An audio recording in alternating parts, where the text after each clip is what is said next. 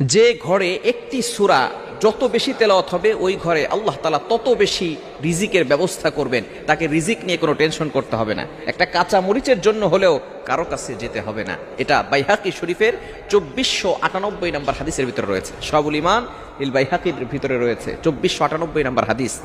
নবীজি সাল্লাল্লাহু আলাইহি ওয়াসাল্লামের সাহাবী হযরত ওসমান রাদিয়াল্লাহু তাআলা আনহু যখন খেলাফত আসলেন, যখন তার শাসনামল চলল, এমন সময় আব্দুল্লাহ ইবনে মাসউদ রাদিয়াল্লাহু তাআলা আনহু তিনি অসুস্থ হয়ে পড়লেন।